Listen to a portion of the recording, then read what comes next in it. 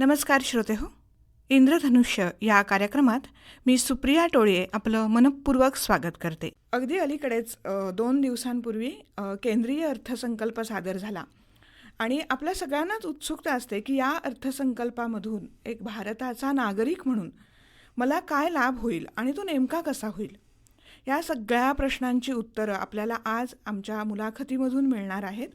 त्यासाठी आमच्या स्टुडिओमध्ये आलेले आहेत प्राध्यापक उदय बोडस सर. नमस्कार. आपलं मनपूर्वक स्वागत सर आकाशवाणी रत्नागिरी केंद्रामध्ये. 2 दिवसांपूर्वी केंद्रीय अर्थसंकल्प सादर झाला आणि खरं तर देशाच्या अर्थसंकल्पामध्ये प्रत्येक नागरिकाला एक महत्त्वाचं स्थान असतं, कारण त्याला सोयीसुविधा मिळवून देण्यासाठी हा अर्थसंकल्प सादर झालेला असतो. तर सर मला असं सांगा की आपला जो केंद्रीय अर्थसंकल्प असतो त्याची विभागणी 2 भागामध्ये केली जाते. त्या संदर्भात तुम्ही काय सांगाल? केंद्रीय अर्थसंकल्प जेव्हा सादर होतो तर त्याचा जो पहिला भाग असतो त्या पहिल्या भागामध्ये केंद्र सरकारच्या ज्या राष्ट्रपती असलेल्या जबाबदाऱ्या असतात त्याच्या आधारावरती त्याचं जे काही धोरण आहे आणि त्याच्यानंतर समाजातल्या अगदी तळागाळातल्या शेवटच्या घटकापर्यंत शासकीय योजना पोहोचवण्यासाठी सरकार काय योजना राबवणार आहे या सगळ्याचा भाग असतो. आणि दुसरा भाग जो असतो ब, त्याच्याशी आपल्या सगळ्यांचा थेट संपर्क येतो, कारण त्याच्यामध्ये सरकारच्या दृष्टिकोनातून आपले जे विविध कर असतात या सगळ्या संदर्भातल्या तरतुदी असतात. त्यामुळे सामान्यपणे प्रत्येक नागरिकाला ह्या ब भागावरतीच जास्त लक्ष असतं. अ भाग हा येत असताना आपल्या वाटेला किती येईल ह्याचा सामान्यपणे असा विचार केला जात नाही. पण खरं म्हणजे एवढा प्रचंड मोठा देश, विविधतेने नटलेली संस्कृती, विविध भाषा, धर्म या सगळ्यांना समावेशक करणारा सरकारचा धोरणाचा भाग हा पहिल्या भागात असतो. या वर्षीचा पहिला आपला जो अर्थसंकल्प आहे असं मी म्हणतो याचा, कारण तो अमृतकाल जो ठरलाय स्वातंत्र्याच्या 75 वर्षानंतर 100 वर्षापर्यंतचा पुढचा रोडमॅप, याच्यामध्ये केंद्रीय अर्थमंत्री निर्मला सीतारामन यांनी सप्तर्षी असा एक उल्लेख केलाय. एक सहज लोकांना कळावं म्हणून सांगतो की सामान्यपणे अर्थसंकल्पामध्ये शेरोशायरीचा वापर केला जातो, पण यावेळेला केंद्रीय अर्थमंत्र्यांनी असा कुठलाही वापर न करता संस्कृत प्रचूर, जी आपल्या देशातली सर्वात प्राचीन आणि सर्वात उत्कृष्ट भाषा आहे, त्याचा वापर केलाय. त्यांनी सप्तर्षी म्हणत असताना एकंदर 7 क्षेत्रांना प्राधान्य दिलंय आणि त्याच्यामुळेच सगळ्या ह्याचा फायदा होणार आहे. आता ती 7 क्षेत्र कोण आहेत ते मी तुम्हाला झटकन सांगतो.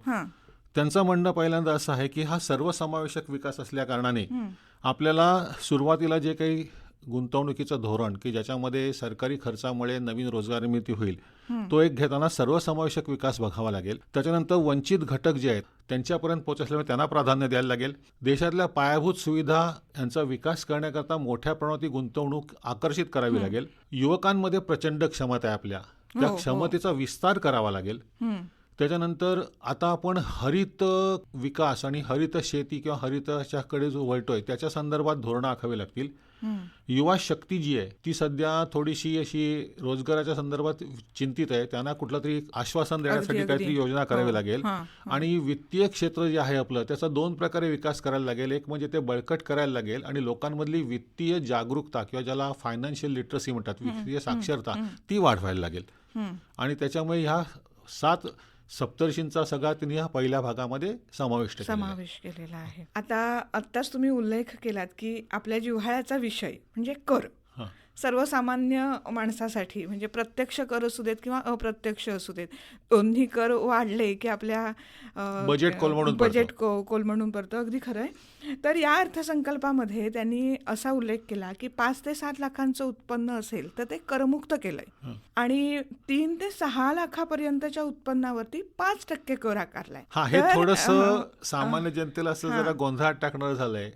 खरं सांगायचं म्हणजे गेल्या वर्षीपर्यंत आपल्याकडे ज्या 2 प्रणाली लागू होत्या त्याच्यामध्ये जुनी प्रणाली ही मूलभूत होती आणि नवीन प्रणाली ऐच्छिक होती. पण या अर्थसंकल्पामध्ये नवीन प्रणाली मूलभूत केलेली आहे आणि जुनी ही ऐच्छिक ठेवलेली आहे. अर्थमंत्र्यांनी आता जे भाषणात सांगितल्यावर असं म्हटलं होतं की पूर्वी कसं होतं की 2.5 लाखापर्यंत करमुक्त उत्पन्न होतं आणि 5 लाखापर्यंतच्या उत्पन्नाला रिबेट मिळत होता, म्हणजे कर आकारणी करायची आणि त्यातनं ते 12,500 वजावट द्यायचे, त्यामुळे ते 5 लाख करमुक्त होत होतं. आता ती मर्यादा त्यांनी 7 लाखावर नेऊन ठेवले. पण त्याच वेळेला त्यांनी असं केलंय की समजा एखाद्या माणसाचं उत्पन्न 7 लाखाच्या पुढे गेलं, म्हणजे 7,10,000 झालं, तर त्याचा कर कसा काढायचा? मग त्याचा कर काढण्याकरता मूलभूत 3 लाख वजा 0, 3 लाख ते 6 लाखावरती 5% म्हणजे 15,000 आणि 6 लाख ते 1,10,000 पुढचे म्हणजे 7,10,000 ह्याच्यावरती 10% म्हणजे जो काही येईल जो तो हां. 11%, अशा हिशोबाने तो 11,000 आणि पहिला 15,000 हे 26,000 कर भरले की जर 7,10,000वरती कर 26,000 बसला. पण हा जर तो 6,90,000वरती असेल तर त्याला काही कर भरावा लागणार नाही. हां, म्हणजे त्याचं 7 लाखापेक्षा कमी उत्पन्न असेल तर कर भरावा लागणार नाहीये. नाहीये. मात्र त्याच्या पुढे असेल तरच आपल्याला कर भरावा याचा लागणार मुख्य आहे. फायदा मला असं वाटतं की जे जुने जाणते आपले वरिष्ठ पेन्शनर्स आहेत ना, की ज्यांना जुन्या 5व्या आयोगात वगैरे अशी कमी पेन्शन बसलेली होती हां. आणि ज्यांची वार्षिक पेन्शन साधारणतः 3-3.5 लाख रुपये होती हां. आणि व्याज बीज या सगळ्या गोष्टींचं उत्पन्न 2-2.5 लाख 6 लाखापर्यंत जात होतं. जात. त्या सगळ्यांना याचा मोठा फायदा मिळणार आहे, कारण त्यांचं करदायित्व शून्य झाल्या कारण त्यांचं खर्चाचं उत्पन्न आहे ते वाढणार आहे. वाढणार. आणि आत्ताच्या राहणीमान विचारात करता ते उत्पन्न वाढणं आवश्यकच होतं. आणि पुढचा प्रश्न असा आहे की आपल्या अर्थसंकल्पामध्ये विविध क्षेत्रांच्या विकासासाठी तरतुदी केलेल्या आहेत विविध प्रकारच्या. तर त्या कशा आहेत? म्हणजे प्रत्येक क्षेत्रासाठी, मग कृषी क्षेत्र असेल, पर्यटनासाठी एक विशेष तरतूद काही केलेल्या आहेत, तर त्या काय आहेत? कृषी क्षेत्रासाठी आता अर्थमंत्र्यांनी एकंदर 4 ते 5 प्रकारच्या घोषणा केलेल्या आहेत. यावर्षी आपण G20चं जे अध्यक्षपद स्वीकारलंय त्याच्यामध्ये भरड धान्य ज्याला आपण म्हणतो त्याच्या संदर्भात आपण भर द्यायला सुरुवात केली आहे. म्हणून त्यांनी यावेळेला ह्या सगळ्या ज्या आपल्या देशातल्या निर्मित होणाऱ्या भरड धान्य आहेत त्यासाठी श्री अन्न नावाची योजना काढली आहे. आणि त्याच्याकरता हैदराबादच्या केंद्राला त्यांनी विशेष तरतूद देऊन असा प्रयत्न करायचं ठरवलंय की संपूर्ण जगाच्या दृष्टिकोनातून भारत हे श्री अन्नमय भरड अन्नाचे एक कोठार असेल. त्याच्यानंतर कृषी क्षेत्रामध्ये ग्रामीण जे युवक असतात ना त्यांच्याकडे काही चांगल्या कल्पना असतात. म्हणून त्यांनी आता असं ठरवलंय की ग्रामीण भागातील कृषी क्षेत्रासंदर्भात जर एखादी नवीन स्टार्टअप ज्याला आपण म्हणतो अशा प्रकारे योजना आली तर त्याच्याकरता विशेष आर्थिक सहाय्य द्यायचं. त्याच्याशिवाय 20 लाख कोटी रुपयाची मोठी तरतूद त्यांनी या संबंध क्षेत्रासाठी वेगवेगळ्या प्रकारे केली आहे. आता कृषी म्हणत असताना आपण केवळ फक्त शेती असा उपयोग करून चालत नाही, तर बागायती पण येते, त्याच्याच वेळेला पशुपालन पण येतं. म्हणून त्यांनी बागायतींकरता त्यांनी स्वच्छ फळबागांची एक योजना आणली आहे. म्हणजे रोगमुक्त आणि स्वच्छ फळबागांची योजना त्यासाठी आणलेली आहे. त्याचप्रमाणे आपण ज्याला दुग्धोत्पादन म्हणतो, पशुपालन म्हणतो आणि मत्स्यपालन म्हणतो, हे सगळे शेतीला पूरक उद्योग आहेत. यांच्याकरता भरीव तरतूद केले. आता आपल्या कोकणचा जर तुम्ही विचार केला तर आपल्याला मोठी मत्स्य शेती इथे करता येते, कोळंबी शेती करता येते. याच्यामध्ये त्यांनी 6,000 कोटी रुपयांची तरतूद केली आहे. त्याचा काहीतरी मोठा वाटा कोकणाला आपल्याला मिळू शकतो. पुन्हा त्यात कसं होणार आहे की कोळंबीचं जे आयात केलेलं खाद्य आहे त्याच्यावरचे अबकारी कर कमी केल्या कारणाने पुन्हा त्या ठिकाणी ते स्वस्त होणार आहे. म्हणजे खर्च कमी आणि उत्पन्न वाढ असं त्याच्यामध्ये होऊ शकेल. तुम्ही बोलताना जो पर्यटनाचा विषय काढलात त्याच्यासाठी अर्थमंत्र्यांनी असा एक प्रस्ताव मांडला आहे की देशभरातला जो अंतर्गत प्रवास आहे तो जास्त वाढला तर तेवढी आपली उलाढाल वाढते आणि स्थानिक विकासाला मदत होते. म्हणून एकंदर 50 केंद्र ठरवली जाणार आहेत आणि ह्या 50 केंद्रांचा सर्वांगीण विकास करून त्याची सगळ्या प्रकारची माहिती तुम्हाला डिजिटल स्वरूपात मिळणार आहे. म्हणजे तुम्ही घर बसल्या कुठल्याही प्रकारचं नियोजन स्वतः करू शकता आणि कमी खर्चात जास्तीत जास्त पर्यटनाचा आनंद घेऊ शकता. असा एक प्रकारचं ते धोरण आहे. त्याच्यानंतर त्यांनी कृषी क्षेत्रासाठी जी आणखीन एक तरतुदी केली आहे त्याचं असं मला जाणवलं हे वाटतं की आता सगळीकडे मोबाईल पसरलेले आहेत, मोबाईलचं नेटवर्क पसरलंय. त्यामुळे कृषी संदर्भातली सगळी माहिती डिजिटल स्वरूपात एक तुम्हाला जर उपलब्ध झाली तर शेतकऱ्यांना काही निर्णय घेता येतील आणि महागडी आयात केलेली खतं किंवा कृत्रिम खतं वापरण्यापेक्षा नैसर्गिक शेती याला जास्तीत जास्त भर दिला पाहिजे. मगाशी मी जो भरड धान्याचा उल्लेख केला, आता आपल्या कोकणामध्ये पारंपरिक पद्धतीने नाचणी डोंगर उतारावरती लावली जाते. त्याच्याच जोडीला पूर्वी आपल्याकडे एक हरिक नावाचं तांदूळाचा प्रकार होता, त्याला कोडा तांदूळ किंवा गोल तांदूळ असं म्हटलं जातं. हे 2 जी तृणधान्य आहेत ह्याचा आता आपल्याला इथे लागवडीखाली क्षेत्र वाढवून विकास करता येईल, कारण ह्याला विशेष प्रोत्साहन दिलं गेलेलं आहे. अगदी बरोबर. आणि त्याचं कसं आहे, नाचणी ही मधुमेहाला सुद्धा उपयुक्त ठरली असं वैद्यकीय शास्त्र मानतं. त्याच्यामुळे तेही आरोग्याच्या दृष्टिकोनातून फायदेशीर ठरेल. हो, बरोबर आहे. आणि उद्योग क्षेत्रासाठी अशी काही विशेष तरतूद? उद्योग क्षेत्राच्या ज्या नेहमीच्या तक्रारी असतात त्यात 2 असतात. एक म्हणजे वित्तीय सहाय्यता मिळवता येणाऱ्या अडचणी, त्याच्या संदर्भातली प्रक्रिया मात्र ती बँकांची आहे ती फॉलो करायला लागते. परंतु काही करांचे ज्या विविध प्रकारच्या टप्पे असतात त्याने त्रास होतो. यावर्षी त्यांनी ते 25% टप्पे जे होते ते आता 13 टप्प्यांवरती आणून ठेवलेत, त्यामुळे उद्योगाला त्यात फायदा मिळेल. त्याच्यानंतर त्यांनी ह्या अप्रत्यक्ष करांमध्ये 1,000 कोटी रुपयांची जी आता सवलत दिलेली आहे ती काही लहान सवलत नव्हे, कारण त्याच्यामुळे काय होईल की उद्योगांचा निर्मितीचा खर्च कमी होईल थोडासा. उत्पादन हां, खर्च कमी. त्याच्यानंतर त्यांनी आता असं केलं की लघु आणि सूक्ष्म उद्योग हा एक आपल्या देशाचा मोठा आधार आहे. हम्म, हम्म, त्याच्याकरता 9,000 कोटी रुपयांची विशेष तरतूद केली आहे. हम्म, आणि कोविड काळात जे धंदे बंद पडले होते त्यांच्याकरता जी योजना होती त्याला पण 1 वर्षाने पुनरुज्जीवन दिलंय. हम्म. त्याचप्रमाणे त्यांनी आता असं उद्योगधंद्यांसाठी एक केलंय की उद्योगधंदे स्थापन करत असताना कर मुक्त असा जो भाग असतो त्याच्याकरता जी मर्यादा होती त्याचा 1 वर्षाने विस्तार केलाय. म्हणजे तुम्ही कधी चालू केलात आणि कधी तुमची स्थापना झाली हे 1 वर्ष पुढे वाढवल्या कारणाने त्याचा सगळा फायदा होईल. हम्म. आणखीन एक मला चांगली गोष्ट सांगायची आहे की आपल्या महाराष्ट्राचा बराचसा मोठा भाग साखर उद्योगावर अवलंबून आहे. हो हो. यावर्षी ह्या अर्थसंकल्पामध्ये साखर उद्योगांसाठी जवळपास 10,000 कोटी रुपयांची जी काही सवलत दिली गेलेली आयकरातली ती कशा करता दिली होती तर शेतकऱ्यांना जी किमान आधारभूत किंमत द्यायची उसाची त्याच्यावरचं जे काही थोडाफार कमी जास्त प्रमाण होतं ते तर कमी केल्या कारणाने शेतकऱ्यांना चांगला माल मिळेल आणि साखर कारखाने करमुक्त म्हणजे थोडे करदायित्वातनं थोडेसे मुक्त झाल्या कारणाने त्यांना पुन्हा आपली उत्पादकता वाढवता येईल. त्याचा सर्वसामान्य गोष्टीचा विचार केला तर पुढची आपली साखर आहे ती कडू राहणार नाही, ती उलटी गोड होईल, कदाचित किमती खाली पण उतरू शकतील. बरोबर बरोबर. या अर्थसंकल्पाच्या दृष्टीने जर बघितलं तर महिला विकास किंवा महिला सक्षमीकरण या गोष्टीकडे जरा भर दिलेला दिसून येतोय. तर त्या संदर्भात तुम्ही काय म्हणाल? तुम्ही जर बघितलं असेल तर त्यांनी अर्थसंकल्पीय भाषणामध्ये सांगितलं की आतापर्यंत 81 लाख बचत गट स्थापन झालेत. हां. 81 लाख बचत गट एवढ्या मोठ्या देशात स्थापन झाल्यामुळे त्यांनी मोठ्या प्रमाणावरती गुंतवणूक करून उत्पादन करून उत्पन्न मिळवलेलं आहे. हो. आता त्यांनी नव्या योजनेमध्ये महिलांच्या बाबतीमध्ये काही 2-3 गोष्टी सांगितल्या आहेत. त्यात मला असं एक दिसतं की महिलांचा सन्मान करण्याकरता हां. त्यांची बचत वाढावी म्हणून आता त्यांनी पोस्ट खात्यामध्ये 2 लाखापर्यंतची जी त्यांची बचत ठेव असेल त्याला 7.5% व्याज दिलं. हो हो एवढं व्याज आता कुठेच मिळत नाही. हो. हा एक भाग आहे. त्याच्यानंतर त्यांनी महिला सक्षमीकरणाच्या दृष्टीने पाऊल टाकत असताना 40 वर्षापर्यंतच्या सगळ्या महिलांची आरोग्य तपासणी एक करायचं ठरवलेलं आहे. पायाभूत सुविधा ज्या अर्थव्यवस्थेची चाकच म्हणायला पाहिजेत खरं तर त्या पायाभूत सुविधांसाठी काय तरतूद केलेली आहे? आणि पायाभूत सुविधांचा मोठा तुम्ही विषय काढलात त्याच्यामध्ये यावर्षी मात्र सरकारने अत्यंत धाडसाचं पाऊल उचललंय. कारण गेल्या वर्षीपेक्षा 1/3 म्हणजे 33% जादा अशी 10 लाख कोटी रुपयाची गुंतवणूक ह्या क्षेत्रात सरकार करणार आहे. हो. याच्या जोडीला त्यांनी असं एक दुसरा घोषणा जी केली आहे त्याच्यामध्ये माझ्या लक्षात आलं की देशांतर्गत जी वाहतूक होते त्याच्यामध्ये मोठ्या घाऊक प्रमाणात ज्याला बल्क कॅरियर्स म्हणतात म्हणजे कोळसा स्टील वगैरे ह्यांच्यासाठी ते बंदरांच्या माध्यमातून 100 प्रकल्पांचा विकास करायचा म्हणतात.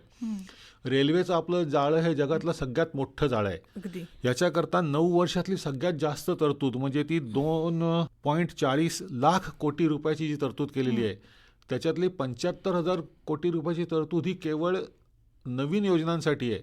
आता त्यांचं जे एकंदर दिसतंय धोरण त्याच्यामध्ये असं दिसतंय की रेल्वेमध्ये एकंदर आपल्याला 2,800 किलोमीटर मार्गाचं दुपदरीकरण केलं जाईल. रस्ते हा आपला एक महत्त्वाचा विषय आहे. त्याच्याकरता त्यांनी आत्ता जेवढी भरीव तरतूद केली आहे की रस्ते आणि महामार्ग मंत्रालयाला 2.70 लाख कोटी मिळणार आहेत. हो. आता जवळपास आपले सगळेच महामार्ग होणार आहेत.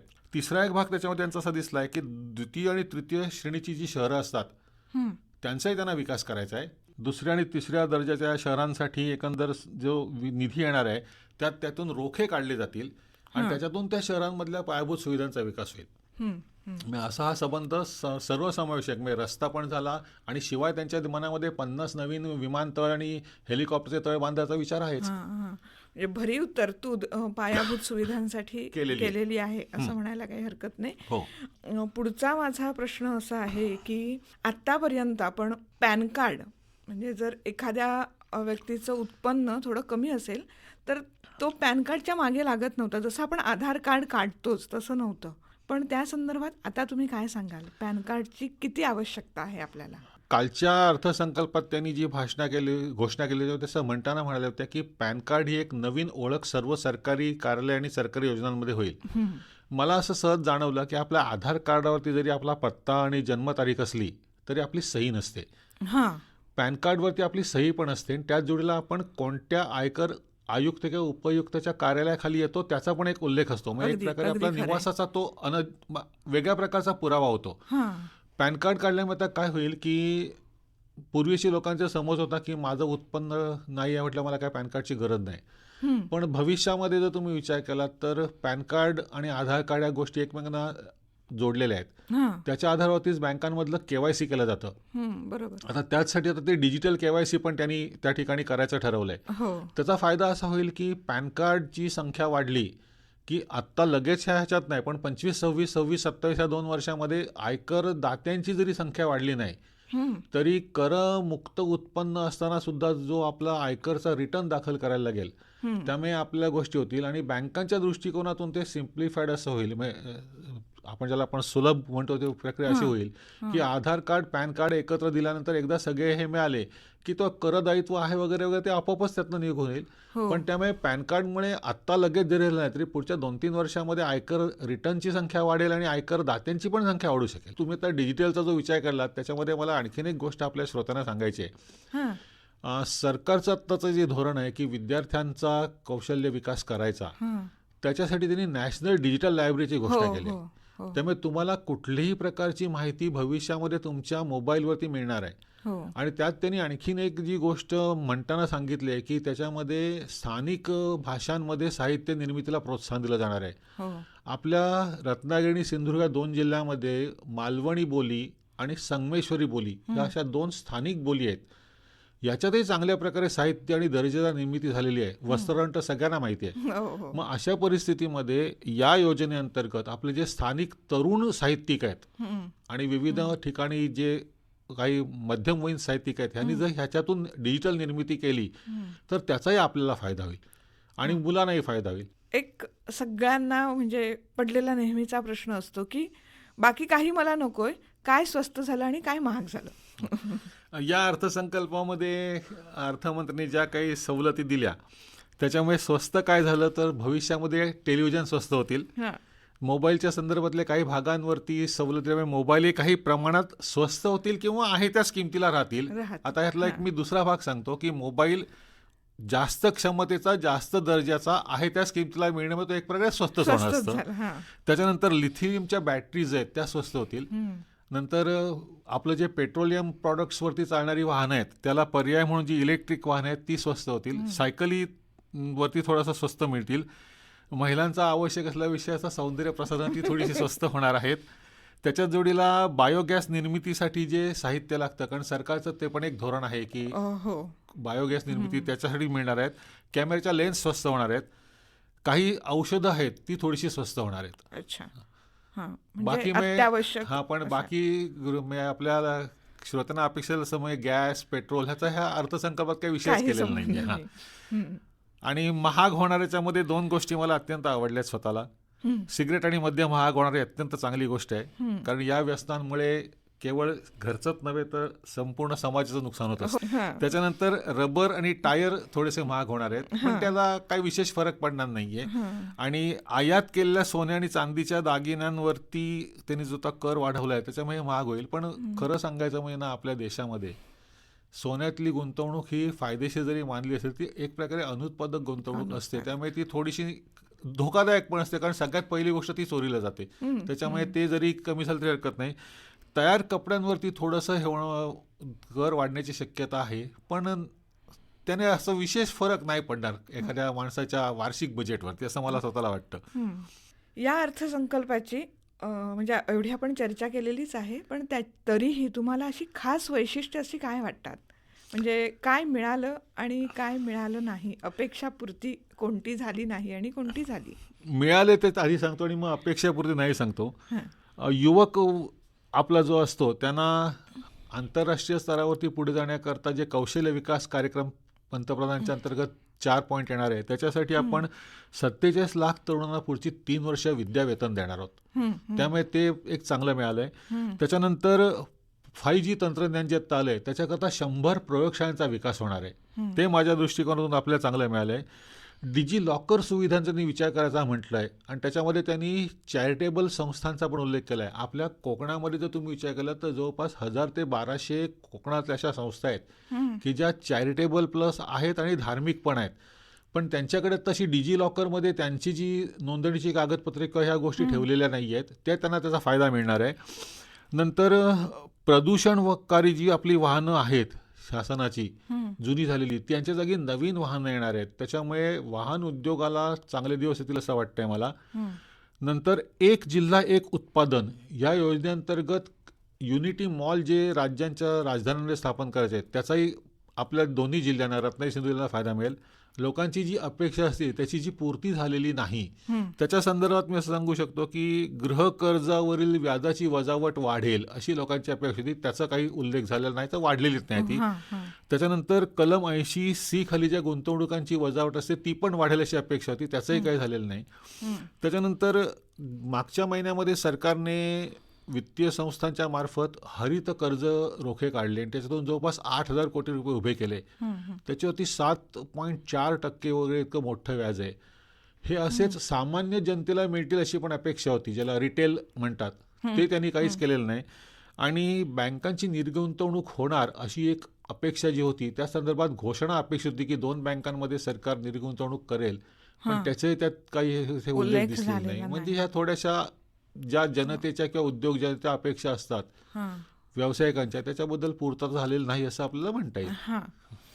आणखीन एक प्रश्न म्हणजे असा की रुपया कसा येणार, कसा जाणार? सरकारचं उत्पन्नाचे भाग आपण मानतो, त्याच्यामध्ये एक भाग असा असतो की वेगवेगळ्या प्रकारचे कर. आता आपला या वर्षीचा जो अर्थसंकल्प मांडला त्याच्यात तुम्ही पाहिलात तर वस्तू आणि सेवा करातून 17 पैसे मिळणार आहेत. त्याच्यानंतर आयकरातून 15 पैसे मिळतील, कंपनी करातून 15 पैसे मिळतील, केंद्रीय अबकारी करातून 7 पैसे मिळतील. त्याच्यानंतर करबाह्य ज्याला उत्पन्न म्हणतात, म्हणजे वेगवेगळ्या प्रकारची अन्य उत्पन्न, त्याच्यातून 6 पैसे मिळतील. सीमा शुल्कातून 4 पैसे मिळणार आहेत. सरकार ज्या निर्गुंतवणुकी करतं म्हणजे कर्जाशिवाय त्याला भांडवली जमा, त्याच्यातून 2 पैसे मिळणार आहेत.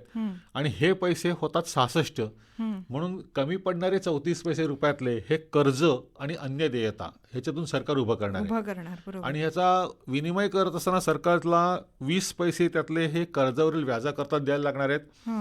त्यानंतर केंद्र सरकारकडनं राज्यांना जो त्यांच्या विविध प्रकारच्या कर संकलनातून वाटा मिळतो ते 18 पैसे म्हणून जातील. नंतर मी तुम्हाला पहिल्यांदा म्हटलं की भाग 1 मध्ये जो केंद्राच्या सूचीतल्या योजना असतात त्याची जे सरकारचं दायित्व असतं त्याच्यावरती 17 पैसे जाणार आहेत. त्यानंतर त्याच्याशिवाय केंद्र सरकार काही योजना स्वतः पुरस्कृत करतं, त्याच्यावरती 9 पैसे जातील. नंतर वित्त आयोग आणि अन्य प्रकारची जी हस्तांतरणं आहेत त्याच्यासाठी 9 पैसे जातील. देशाची सर्वोच्च प्राधान्य असलेली क्षमता म्हणजे संरक्षण खर्च, त्याच्यासाठी 8 पैसे जाणार आहेत. त्यानंतर ज्याला आपण अन्य खर्च म्हणतो योजना बाह्य, त्याच्याकरता 8 पैसे जाणार आहेत. विविध प्रकारची अनुदानं देण्याकरता 7 पैसे जाणार आहेत. आणि पेन्शन जी दिली जाते त्याच्याकरता 4 पैसे आहेत. असा तो 1 रुपयाचा हिशोब पुरा होणार आहे. असा येणार आणि असा जाणार आहे. म्हणजे आपल्याला 34 पैसे कर्जाच्या रूपाने उभे करायला लागतात. आणि मला असं वाटतंय की आत्ताचं जे सरकारचं दीर्घकालीन धोरण आहे त्याच्यामध्ये हळूहळू ह्याच्यावरचं दायित्व कमी करण्याकरता ज्या कर सवलती जात आहेत त्या तिथे आहेत. लोकांनी बचत जास्त करू नये की ज्यावेळी सरकारचं कर्ज अंतर्गत वाढेल, त्याच्याऐवजी लोकांनी खर्च जास्त करावा. खर्च जास्त केला की अर्थव्यवस्था आणखीन जोर पकडते, त्याचा वेग वाढतो. त्या खर्चाच्या माध्यमातून झालेल्या उत्पादनातून सरकारला मिळणारे विविध कर वाढतात आणि जे आता कराचं जे उत्पन्न आहे ते वर वाढत गेलं की कर्जावरचं प्रमाण सरकार कमी करू शकेल. म्हणजे पैसा चलनात राहिला पाहिजे, लक्ष्मी खेळती राहिली पाहिजे, फिरत राहिली पाहिजे, प्रयत्न केलेला असा प्रयत्न होतोय. आणि म्हणायचं झालं तर हा तुटीचा अर्थसंकल्प आहे असं म्हटलं तर काही? तुटीचा अर्थसंकल्प हे आता भारतासारख्या मोठ्या लोकशाहीला अपेक्षितच आहे. फक्त एक त्याचं कौतुक केलं पाहिजे सरकारचं की सामान्यपणे अर्थसंकल्पाची तूट ही सकल घरगुती उत्पादनाच्या 6% किंवा त्याच्यापेक्षा कमी असावी असं चांगलं मानलं जातं. यावेळेला सरकारने राज्य सरकारचा निर्बंध घातलाय की त्यांनी ती 3.5% ठेवावी त्या प्रत्येक राज्याने, कारण राज्याला पुन्हा सरकारकडनं, केंद्र सरकारकडनं मदत मिळते. आणि केंद्र सरकारचा जो स्वतःचा जो यावर्षीचा तुटीचा आकडा आहे तो 6% पेक्षा कमी म्हणजे 5.7% आहे. आणि पुढच्या 2 वर्षात तो 4.5% खाली आणायचं उद्दिष्ट राखून ही सगळी धोरणं आता आखलेली आहेत. आणि त्या दिशेने हे सरकारचं एकंदर पाऊल पडलेलं आहे असं आपण म्हणायला हरकत नाही. आणि खरोखर जर हे यशस्वी झालं तर या सप्तर्षीच्या माध्यमातून देशाचा अमृतकाल नक्की येईल असं मला स्वतःला तरी वाटतं. अगदी खरं आहे. कसं आहे, अर्थसंकल्प, केंद्रीय अर्थसंकल्प आपण अर्थशास्त्राच्या दृष्टीने बघितलं तर तो मॅक्रो लेवलवरती झाला, म्हणजे स्थूल अर्थशास्त्राचा एक भाग झाला. पण प्रत्येकाला वाटत असतं की मला काय फायदा झाला. तसं माझा असा प्रश्न आहे, कोकणासाठी या अर्थसंकल्पाचा काय फायदा झाला, एका कोकण भागासाठी? आपण जर तुम्ही ह्या सगळ्या विविध योजना बघितल्यात तर त्याच्यात जवळपास 10 क्षेत्र अशी आहेत की ज्या ठिकाणी आपल्या कोकणातल्या युवकांना, महिलांना रोजगार मिळू शकेल आणि त्याचा विकास होऊ शकेल. सूक्ष्म आणि लघु उद्योग आहेत, त्यानंतर शेतीवर आधारित नाविन्यपूर्ण उद्योग आहेत, त्याच्या जोडीला मत्स्योत्पादन आणि कोळंबी उत्पादन आहे, मिष्टी अंतर्गत खारफुटीचं संवर्धन आहे, खारफुटीची रोपं तयार करून विकता येतील अन्य ठिकाणी देण्याकरता, तो एक मार्ग तयार होईल. त्याच्यानंतर कौशल्य विकास करण्याचा विचार म्हटलं की तुम्ही आपल्या कोकणामध्ये काही बुद्धिमत्ता कमी नाही आहे, त्याच्यामुळे त्या कौशल्य विकासामध्ये आपली मुलं येतील, त्यांनाही पुढे जाता येतील, भत्ताही मिळणार आहे. आणि महामार्ग आपला लवकर पुरा झाला की त्याचा एक फायदा मिळेल. पुन्हा बंदरांच्या बाबतीमध्ये अजून नक्की नाही आहे, पण बंदरं जर विकसित झाली तर आपल्याकडे अजून 2 बंदरं चांगल्या प्रकारे विकसित करता येतील. खरं तर विचार केला तर मुंबई आणि गोवा यांच्यामध्ये रत्नागिरी जिल्ह्यात असं कुठलंच मोठं बंदर नाही आहे की जिथे मालवाहतुकीला प्राधान्य देता येईल, पण करता येईल विकास, कारण कोकण रेल्वेमुळे आपल्याला ते जोडता येईल. त्याच्यानंतर आपल्या स्थानिक कारागिरांना बाजारपेठ मिळेल, मगाशी मी म्हटलं तसं, कारण एक जिल्हा एक उत्पादन आहे म्हटल्यानंतर तो एक मिळेल. आणि लोककला, बोलीभाषा त्याच्यामध्ये मिळू शकतं, वाङ्मयीन विकास असं आपण म्हणू शकतो त्याला. मग ते शोधायला लागेल, आहे ते छुप आहे, आपण ते शोधून काढायला लागेल आणि त्याचा आपल्याला विकास करायला पोहोचवावा लागेल सगळ्यांपर्यंत. आता जाता जाता एक प्रश्न की सगळ्यांनाच अर्थसंकल्प समजून घ्यावा असं का वाटलं पाहिजे? कारण कसं आहे, तुम्ही आम्ही जे सुशिक्षित आहोत ते कुठेतरी बघतो किंवा अर्थसंकल्प आज सादर होणार आहे म्हणून उत्सुकता असते, पण अगदी सर्वसामान्य माणसाने सुद्धा अर्थसंकल्प का जाणून घेतला पाहिजे? 3 गोष्टी आहेत माझ्या दृष्टिकोनातून. एक म्हणजे व्यक्ती म्हणून आपला स्वतःचा ह्याच्यात काय फायदा आहे, किंवा आपल्याला एक अशी कुठली ज्याला आपण थ्रेट ज्याला म्हणतो ती निर्माण झाली आहे, ती एक बघायला लागेल. दुसरी गोष्ट, जे पालक आहेत ज्यांची मुलं आता शिकतायत, त्या पालकांनी शासनाच्या पुढच्या 5 वर्षाचा धोरणाचा एक हा जो प्रतिबिंबाचा भाग दिसेल त्याच्या आधारावरती आपल्या कुटुंबाला कोणत्या संधी आहेत आणि त्या दृष्टिकोनातून आपल्या कुटुंबातील सदस्यांना कसं तयार करायचं ह्याच्यासाठीचा एक लाभ घेता येईल. आणि तिसरा जो मी तुम्हाला मुद्दा सांगितला आहे की अर्थसंकल्पानंतर कुठल्या कुठल्या नवीन संधी निर्माण होतात. आत्ताच तुम्ही उल्लेख केलात की आपल्या कोकणामध्ये छुप्या काही कला आहेत, त्या लोकांपर्यंत पोहोचवायला पाहिजेत.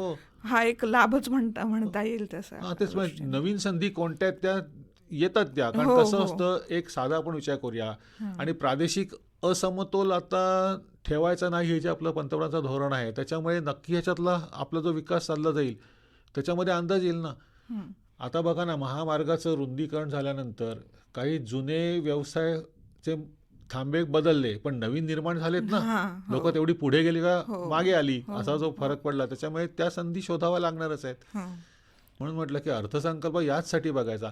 एक काळ असा होता की काय महागलं, काय स्वस्त झालं ह्याच्याकडे कोणाला नव्हतं, पण आता देशाचं भविष्य, माझं भविष्य, माझ्या कुटुंबाचं भविष्य, मला येणारं स्थैर्य, ह्या सगळ्याची माहिती ह्या अर्थसंकल्पातून आपल्याला थेट मिळत असल्यामुळे त्यासाठी तो बघायलाच पाहिजे लोकांनी, म्हणजे एकूणातच हा अर्थसंकल्प सकारात्मक दिशादर्शी आहे असं म्हणायला काहीच हरकत नाही. मी एक शिक्षक असल्यामुळे असं सांगू शकेन की जर उद्या मला ह्या अर्थसंकल्पाला गुण द्यायची वेळ तर मला 71 गुण देईन 100 पैकी. म्हणजे डिस्टिंक्शनने पास झाला म्हणायला हरकत नाही.